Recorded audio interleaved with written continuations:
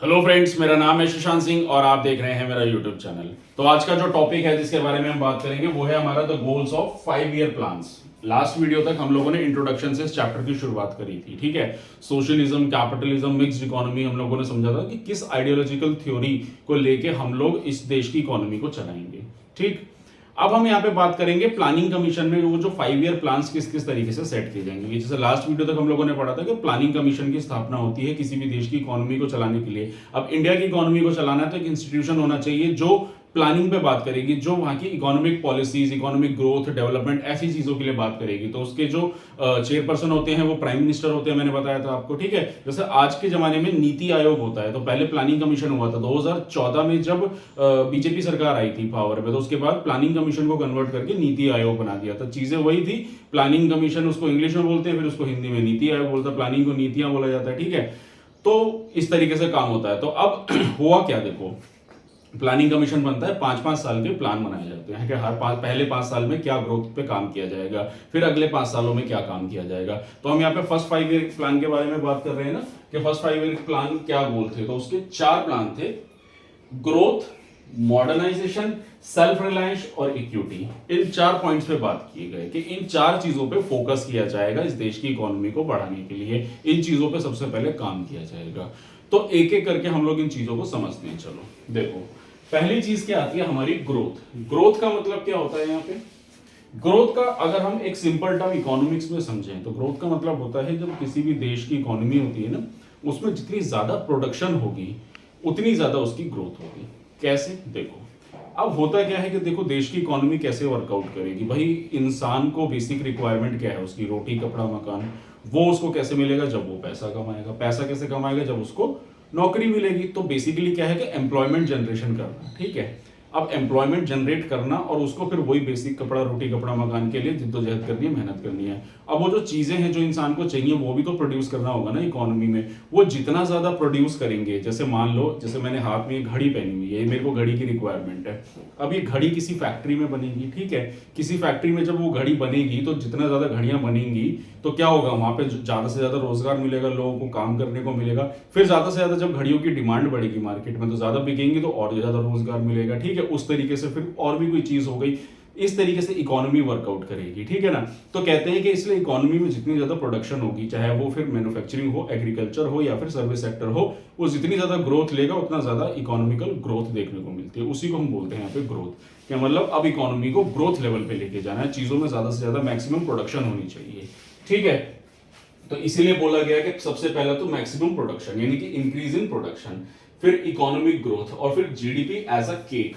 तो economic growth वही जो मैंने अभी आपको बताया ना ग्रोथ के बारे में, उसी को हम बोलते हैं इकोनॉमिक ग्रोथ। फिर बात करेंगे जीडीपी की, तो ग्रोस डोमेस्टिक प्रोडक्ट। तो जीडीपी अक्सर आप लोग सुनते रहते हो ना, तो ग्रोस डोमेस्टिक प्रोडक्ट यानी कि साल में, एक साल में कितना हम लोगों ने अपनी एसेट्स को बनाया। जैसे कि एडम स्मिथ का क्या कहना था, वेल्थ ऑफ नेशन, कि हमारे देश की, हमारे जो रिसोर्सेज हैं उनको कैसे लेके यूटिलाइजेशन में एक प्रोडक्ट बना के तैयार किया जाता है, तभी तो हमारी वेल्थ क्रिएट होगी।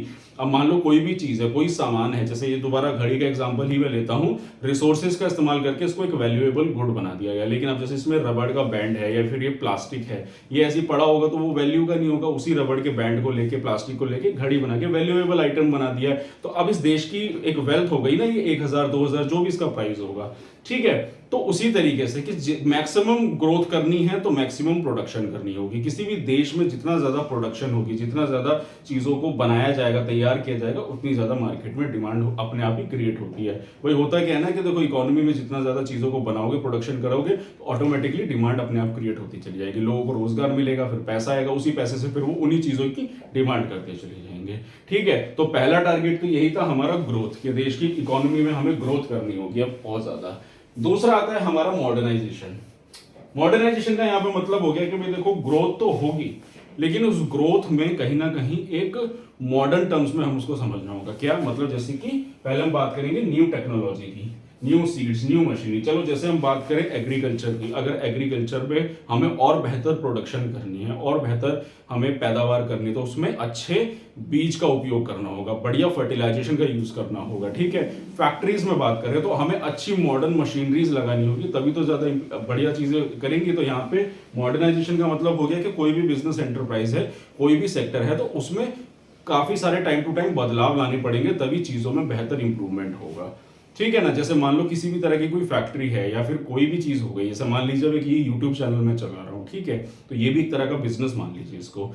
अब इसमें मैं कंसिस्टेंटली अगर पैसा लगाता जाऊंगा, इसमें मैं सॉफ्टवेयर डेवलप करूंगा, लाइट्स में अच्छा पैसा खर्च करूंगा, कैमरे पे अच्छा पैसा खर्च करूंगा, तो टाइम टू टाइम क्या होगा, चीजों में फिर ग्रोथ देखने को मिलती है। आप जिस भी चीज में जितना ज्यादा इन्वेस्टमेंट करते हो बिजनेस में, उतना ज्यादा बेटर आपको ग्रोथ देखने को मिलती है। तो वही बोला गया। और यहाँ पे मॉडर्नाइजेशन का मतलब सिर्फ टेक्नोलॉजिकल एडवांसमेंट नहीं होता, यहाँ पे इवन सोशल कंटेक्स्ट में भी बात हो रही है। तो सोशल कंटेक्स्ट में मतलब मैन वुमेन, जैसे सोसाइटी में इक्वालिटी की बात हो रही है कि आदमी और औरत एक समान है, कि सिर्फ ऐसा नहीं कि आदमी कमाएगा और औरत घर बैठ के खाना कमाएगी, औरत को भी निकलना पड़ेगा, वो भी कमा सकती है, वो भी नौकरी कर सकती है, तभी एक मॉडर्नाइजेशन सोसाइटी क्रिएट होगी। तो यहाँ पे मॉडर्नाइजेशन का कॉन्सेप्ट का मतलब सिर्फ टेक्नोलॉजी से नहीं, एक सोशल इशू से भी लेकर है कि इक्वालिटी सोसाइटी में होनी बहुत जरूरी है। नो जेंडर डिस्क्रिमिनेशन, ठीक है ना, आदमी औरत एक समान, हर इंसान कमा सकता है, ठीक है ना।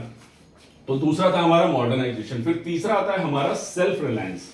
ये बहुत इंपॉर्टेंट अब इसमें पॉइंट है। देखो, सेल्फ रिलायंस का मतलब यहां पे हो गया कि भाई देखो क्या था ना, कि हम लोग क्या थे, डिपेंडेंट थे किस पे, ब्रिटिशर्स पे।